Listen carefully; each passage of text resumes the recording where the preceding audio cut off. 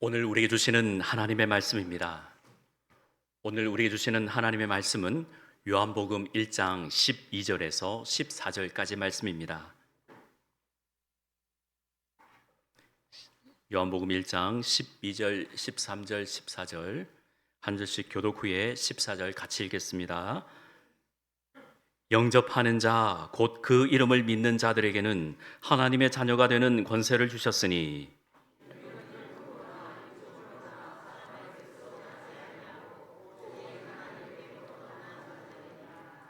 말씀이 육신이 되어 우리 가운데 거하심에 우리가 그의 영광을 보니 아버지의 독생자의 영광이요 은혜와 진리가 충만하더라. 아멘. 오늘은 성탄주일입니다. 거룩하신 하나님께 예배드리며 예수 탄생을 우리가 어떻게 말로 표현하며 감사드릴까요? 우리 드린 찬양처럼 하나님 다 경배하고 우리의 예배를 받으시고 우리에게 큰 은혜 내려 주옵소서라고 감사하며 오늘 이 시간 하나님의 크신 은혜를 기리며 은혜 받는 시간이 되기를 소망합니다. 예. 우리 앞뒤자로 인사하겠습니다. 메리 크리스마스 인사하겠습니다. 메리 크리스마스. 예, 메리 크리스마스. 예, 한결 얼굴 밝아지셨어요. 2층도 메리 크리스마스입니다. 네, 우리 성탄절에는 선물을 교환하는 그러한 아름다운 풍습이 있죠. 이번 대림절 기간의 주제가 그겁니다. 이 세상 최고의 선물 예수 그리스도입니다. 이 세상에서 가장 값진 선물은 바로 예수 그리스도입니다. 믿으십니까? 예. 우리 예수님께서 2000년 전에 이 땅에 오셔서 온 인류를 또 온 민족을 구원해 주시고 대속해 주신 것은 참으로 값진 선물이며 감사한 하나님의 은혜입니다. 아마도 이런 귀한 풍습과 이러한 것은 동방박사 이 세 분이 그 먼 곳에서 아기 탄생을 기뻐하면서 그 베들레헴으로 가서 황금과 유향과 몰약을 우리 예수님께 바친 것에 기인하지 않았을까 하는 것입니다. 이것이 흘러서 우리도 서로 아기 예수 탄생을 기뻐하면서 귀한 선물도 나누고 또 우리가 구원받았음에 감사하면서 하나님께 또 나아가게 되는 것이죠. 우리도 서로가 예수님의 탄생을 기뻐하면서 이 기뻐한다는 것이 무슨 뜻입니까? 내 죄가 대속해 되었다. 내 죄 사함이 받았다. 예수님께서 오셔서 내 죄를 대속해 주셨다라는 것이죠. 그래서 우리가 선물을 나눌 때도 예수님의 사랑도 함께 나누게 되는 것입니다. 요즘 여러 가지로 어수선한 시국이고 상황들입니다. 뉴스를 보셔서 기도하고 계시는 분들도 계시고 또 이 어려울 때에 우리가 어떻게 넘어갈까 또 어떻게 상황들이 전개될까 마음들이 그렇게 되실 겁니다. 하지만 이 시간에는 내가 하나님 앞에 우리 각자가 하나님 앞에 예배드리는 것이기 때문에 다른 어떤 방해를 받지 마시고 주님께 나아가시며 마음을 다 드리시길 바랍니다. 우리 이런 얘기를 들어봤습니다. 제가 어느 분 목사님의 설교를 들으면서 마귀가 사탄이 가장 좋아하는 날이 언제일까? 성탄절일 것이다 라는 거예요. 왜냐하면 다른 곳에서 은혜 받고 다른 곳으로 시선을 돌리게 된다라는 거예요. 다는 이해는 할 수 없지만은 어느 정도 이해는 갑니다. 아마도 우리 보고 더 예수님께 집중하라고 이 엄중한 시기에 더 주님을 묵상하라고 우리에게 주시는 말씀이 아닐까 생각해 봅니다. 오늘 본문의 말씀은 예수님이 인간의 몸을 입고 이 땅에 아기 예수로 탄생하시는 것을 기리면서 사도 요한이 말씀을 받은 거예요. 이 말씀의 예언은 예수님이 오시기 700년 전에 이사야 선지자를 통하여 예언한 말씀입니다. 이사야 7장 14절인데요. 우리 함께 읽어보겠습니다. 그러므로 주께서 친히 징조를 너에게 주실 것이라. 보라, 처녀가 잉태하여 아들을 낳을 것이요 그 이름을 임마누엘이라 하리라. 아멘. 예, 그렇습니다. 이 임마누엘이라는 뜻은 우리와 함께 계시다라는 거죠. 예수님이 이 땅 가운데 오셔서 그 높고 높은 보좌를 버리시고 이 낮고 낮은 땅 위에 구위에 누이시고 우리의 죄를 대속해 주시기 위해서 연약한 아기로 태어나셨다라는 것이죠. 그래서 우리는 이것을 성육신이라고 하고 영어로 인카네이션이라고 합니다. 그러기에 거룩하신 하나님이 이 땅 가운데 오셔서 인간의 몸을 입으시고 또 우리와 함께 하시면서 인간의 모든 것을 아시고 또 사람들의 모든 죄를 십자가에 대속하시기까지 최선을 다해서 사신 분이 우리 주님이십니다. 믿으십니까? 그래서 우리는 그 예수님을 고백하는 것입니다. 오늘날 우리에게 이 성탄의 의미는 저와 여러분들이 그냥 선물 주고받고 그냥 분위기만 그렇게 내는 것이 아니라 진정 예수님을 깊이 묵상해야 되는 것이죠. 그래서 말씀을 살펴보는 것입니다. 말씀이 육신이 되어 우리 가운데 거하신 주님께서는 이 귀한 성탄의 의미는 첫 번째, 우리 가운데 거하신다라는 것입니다. 우리 가운데 거하신다. 12절과 13절을 우리 다 함께 읽겠습니다. 시작. 영접하는 자, 곧 그 이름을 믿는 자들에게는 하나님의 자녀가 되는 권세를 주셨으니 이는 혈통으로나 육정으로나 사람의 뜻으로 나지 아니하고 오직 하나님께로부터 난 자들이니라. 아멘. 자, 영접하는 자입니다. 예수님이 우리에게 또 각자에게 찾아오셔서 우리가 받아들여야 우리 가운데 거하신다라는 거예요. 여러분도 잘 아시지만, 고백하시지만 하나님은 전지전능하시죠. 아멘이십니까? 무소부재하시죠. 어느 곳에 다 계신다는 뜻입니다. 그러나 꼭 기억하십시오.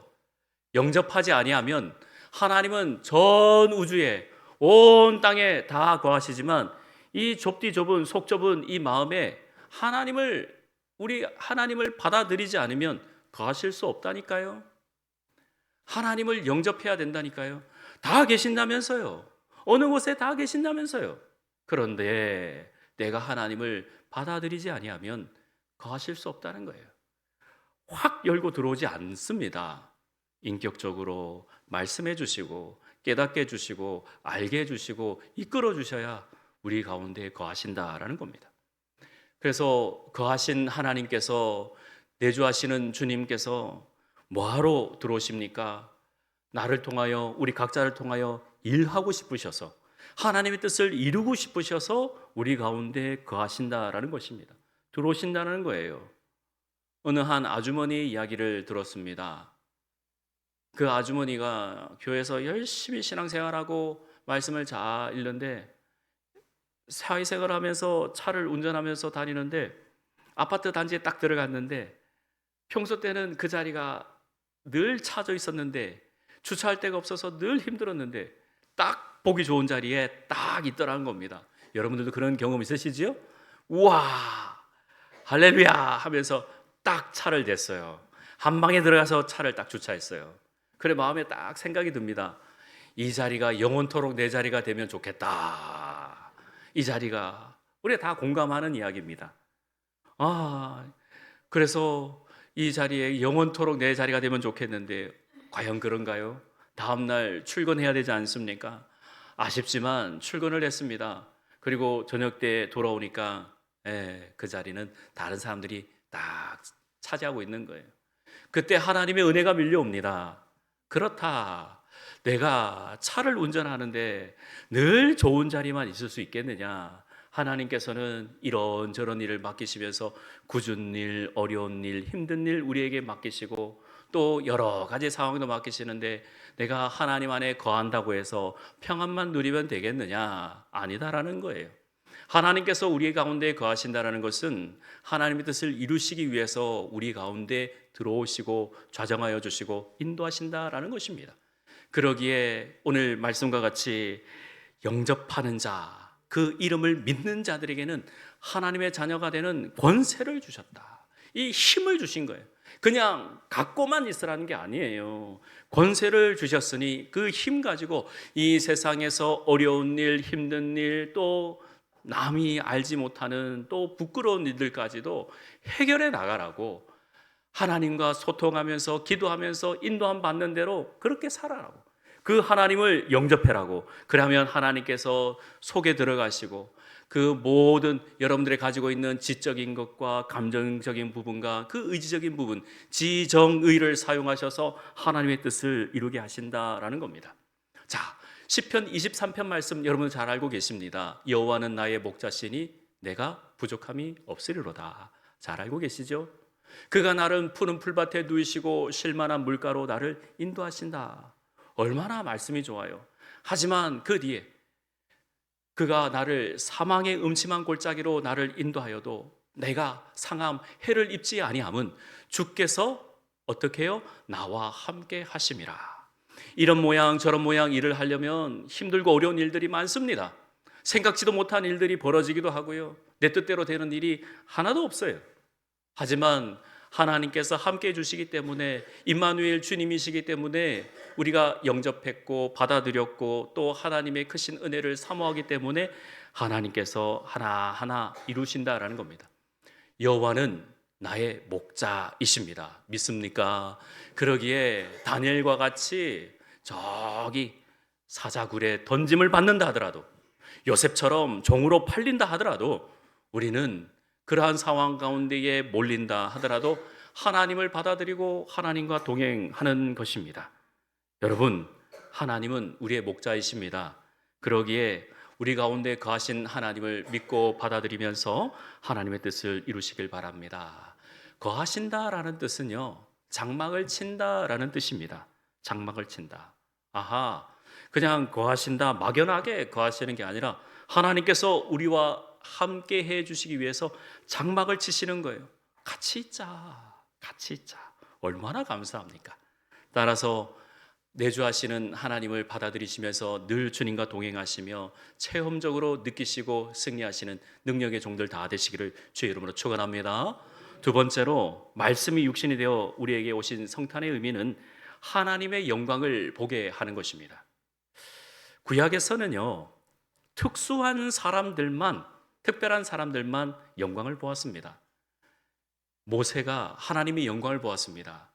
70인 장로님들과 함께 시내산에 올라가고 있는데 그 장로님들 내려두고 너만 올라와라. 내가 그들에게 돌격할까? 그들을 칠까 합니다. 모세에게만 특별히 영광을 보여주셨어요.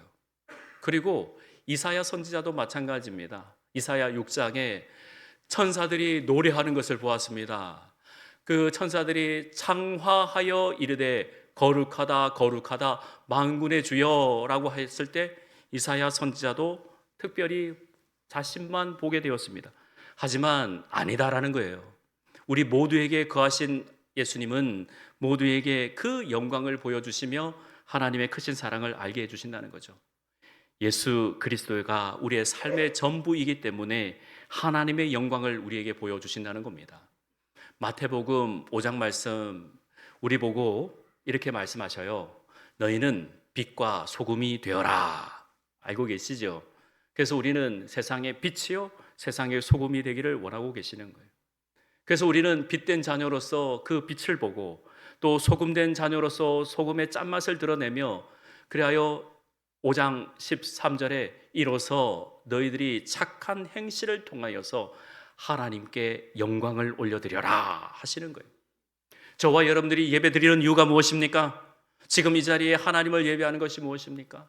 하나님의 영광을 또 보고 하나님께 또 거룩함을 드리기 위해서 우리가 영광을 드리는 것입니다.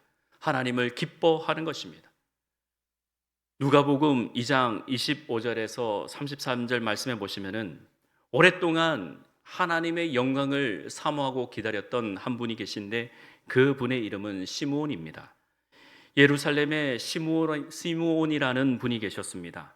이분은 그 모든 일들 가운데 의롭고 경건하여서 이스라엘의 위로를 기다리고 계셨습니다.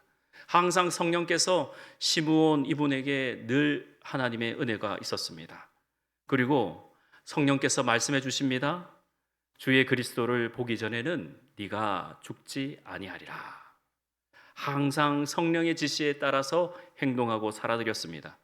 그리고 그날 성령의 감동으로 성전에 들어가서 오늘 특별한 일이 있을 것 같다, 하나님께서 오늘 나를 이끄신다 하면서 그 자리에 갔을 때 많은 부부들이 아기를 안고 그 관례대로 아기를 안고 왔을 때 시므온 이분이 한 부부를 만나서 그 아기를 품에 안았습니다. 그 아기가 바로 예수 그리스도입니다. 자, 28절부터 33절까지 읽어보겠습니다. 시작. 시므온이 아기를 안고 하나님을 찬송하여 이르되 주제여 이제는 말씀하신 대로 종을 평안히 놓아 주시는도다. 내 눈이 주의 구원을 보았사오니 이는 만민 앞에 예비하신 것이요 이방을 비추는 빛이요 주의 백성 이스라엘의 영광이니이다 하니 그의 부모가 그에 대한 말들을 놀랍게 여기더라. 아멘. 이방을 비추는 빛, 그리고 주의 백성 이스라엘의 영광, 이 시므온 어르신이 알게 되었다는 거예요.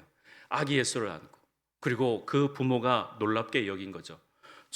생판 처음 만나는 사람인데 아기를 안고 안 거예요.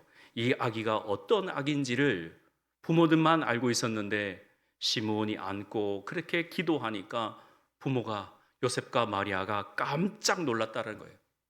자, 이 시므온의 말씀을, 이 시므온을 통하여 들려주시는 하나님의 말씀을 우리가 받아들일 때에 우리도 또한 이 시간 예배드리면서 하나님, 내가 일평생 하나님 앞에 이 모양 저 모양으로 살았는데 이 시간만큼은, 이 순간만큼은 하나님께 영광을 올려드립니다. 하나님의 기쁘심이 되기를 바랍니다. 앞으로의 남은 모든 인생을 주님께서 주관하여 주옵소서. 하나님, 나는 연약하지만 하나님께서는 강하십니다. 하나님만이 주관자이십니다. 주제여, 이렇게 고백했던 이 고백이 우리의 고백이 되게 해 주옵소서. 오늘도 말씀하신 대로 우리의 삶 가운데에 평안히 모든 길을 인도해 주시고 놓아 주시옵소서. 우리의 고백이 될 줄 믿습니다. 우리는 믿음으로 예수 그리스도를 영접한 자들입니다. 사도 요한이 보았던 독생자 예수 그리스도의 그 영광은 특별한 그분만 보신 것이 아니다라는 것이죠. 우리가 찬양을 들으면서도 와, 하나님께 감사합니다. 우리가 찬양으로 고백할 때도 하나님 기뻐합니다. 우리가 예배를 드리고 기도하면서도 하나님 들어준 줄 믿습니다 하면서 그 영광을 하나님께 드린 것입니다.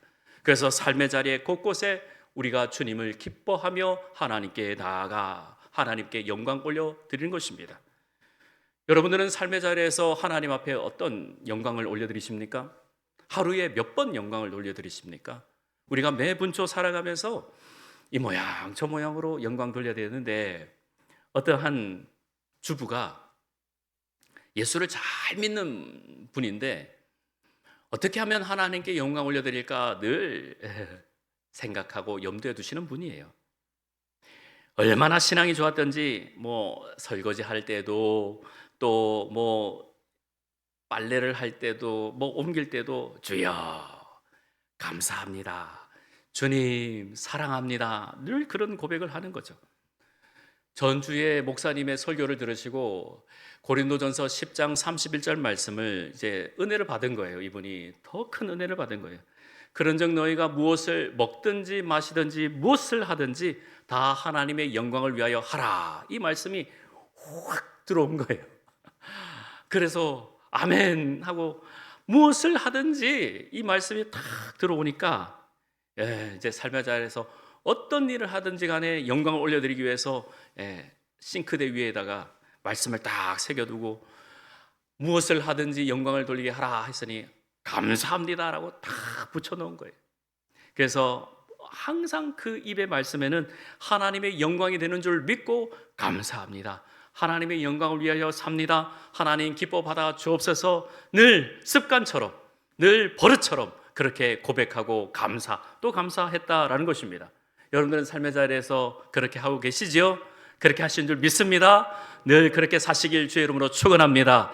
하나님께서 영광 받으시는 것은 어떤 특별한 시간, 부흥회 이러한 것이 아니라 삶의 일반적인 이야기 때에 은혜를 주시는 거예요.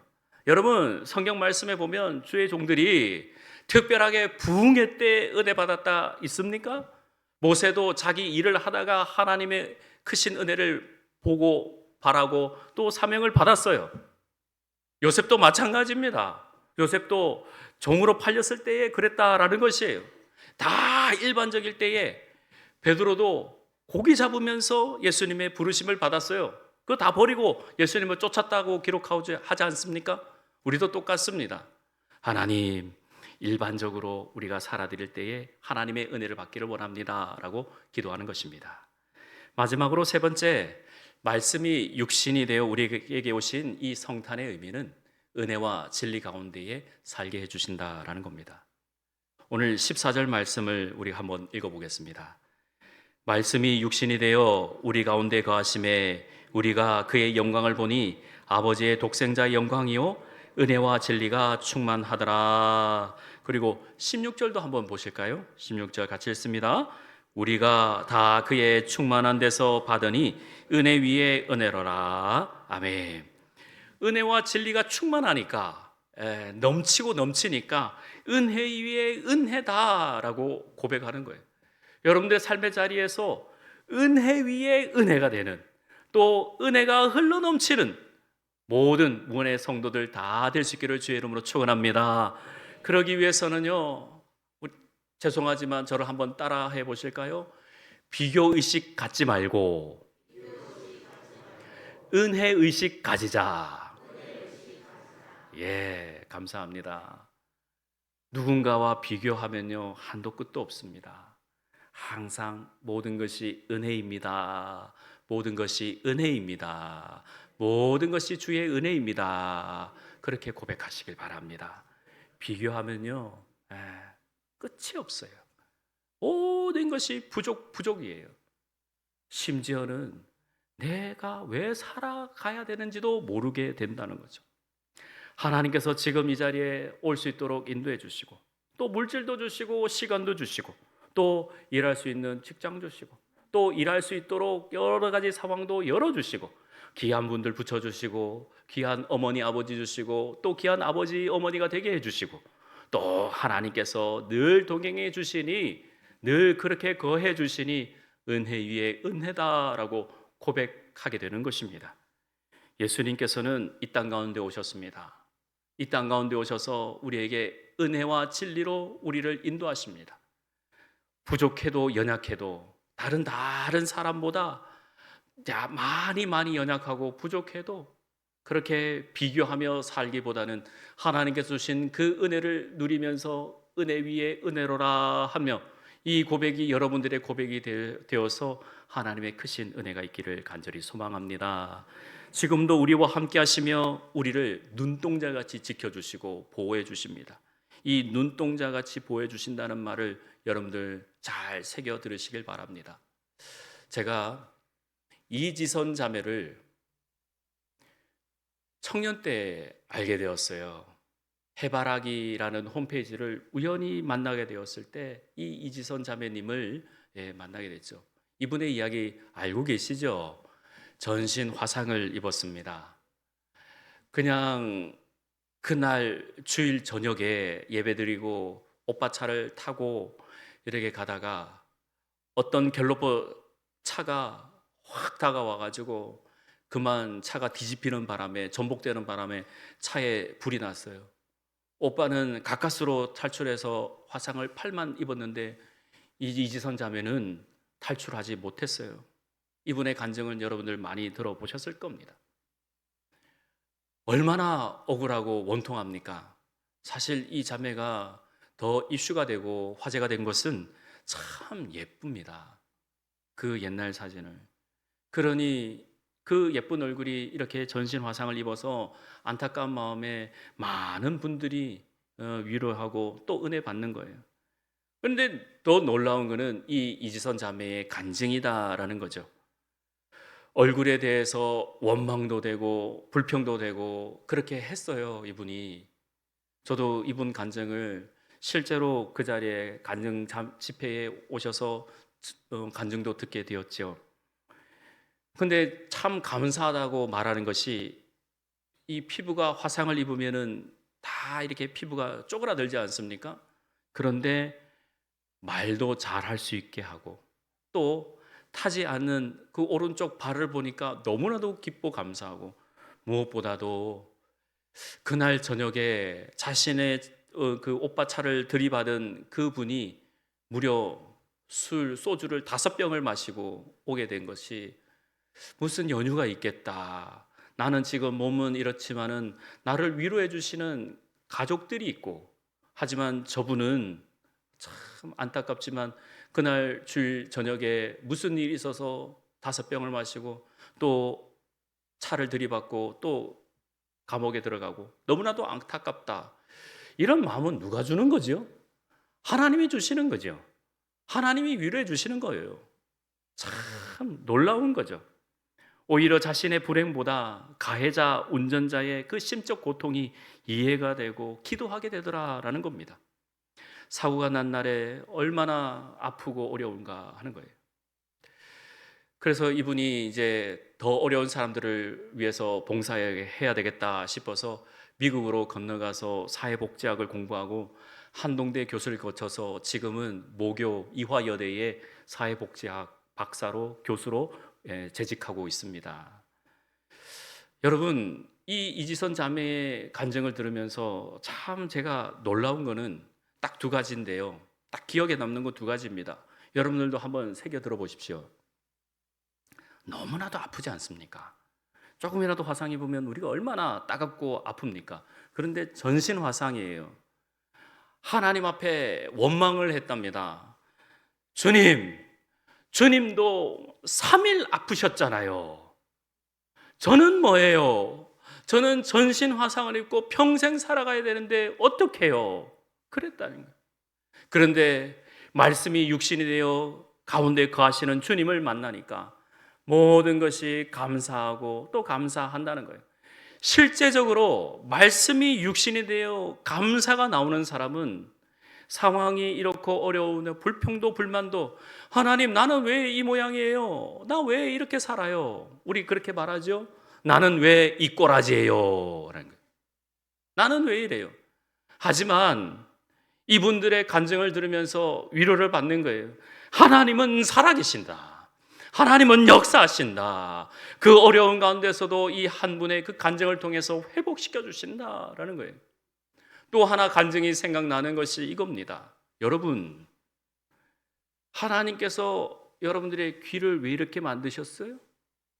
이렇게 귀등을 본인이 깨달았어요. 소리 잘 들으라고 만들어 주신 줄 알았는데 이 귀가 녹아서 없어지니까 머리 감을 때 굉장히 불편하더란 겁니다. 물이 귀 안으로 들어가는 거예요. 여러분, 머리에 물 할 때에 귀가 이렇게 되니까 귀 안에 물이 안 들어가는 거예요. 이걸 여러분들 감사해 보셨어요? 기뻐해 보셨어요? 그냥 당연한 줄 아시죠? 이 이지선 자매의 간증을 통해서 깨닫게 되는 거예요. 아하, 정말 하나님께서 신묘막측하게 만드셨구나. 너무나도 감사하다는 거예요. 또 생각해 보세요. 이건 제 이야기입니다. 귀를 또 여기다 붙여주니까 안경도 걸 수 있게 만들어 주신 거예요. 할렐루야. 생각해 보면 또 감사한 거예요. 얼마나 놀랍습니까? 그러기에 이 감사라는 부분에 대해서는 절대적으로 우리가 놓쳐서도 안 되고 늘 우리 가운데 거하신 이 말씀을 통하여서 저와 여러분들이 기뻐하고 감사하는 겁니다. 은혜가 또 진리가 여러분들 가운데에 충만하시기를 바랍니다. 늘 그 말씀 가운데에 힘껏 살아내시길 바랍니다. 세상이 어수선하다, 세상이 힘들다, 그래요. 세상은 더 악이 득세할 겁니다. 그럴 때에 우리 무한교회 모든 성도 그리고 한 사람 한 사람이 주의 말씀 안에서 또 거룩하신 주의 뜻 안에서 늘 감사하면서 승리하시길 바랍니다. 이제 성탄 주일을 보내고 또 2025년을 우리가 새해를 맞이할 때에 이전 것은 지났어요. 그리고 말씀 안에서 새롭게 되기를 바랍니다. 또 새롭게 들려주시는 말씀을 통하여서 더 큰 감사가 일어나 하나님의 놀라운 사랑으로 승리하시기를 주의 이름으로 축원합니다. 기도하겠습니다. 하나님 아버지, 은혜 감사합니다. 오늘도 우리가 이 말씀을 가지고 살아드릴 때에 은혜와 진리가 되신 우리 주님께서 우리의 걸음걸음 주님의 그 모든 것을 받아 누릴 수 있도록 인도하시고 함께하여 주옵소서. 예수님의 이름으로 기도합니다. 아멘.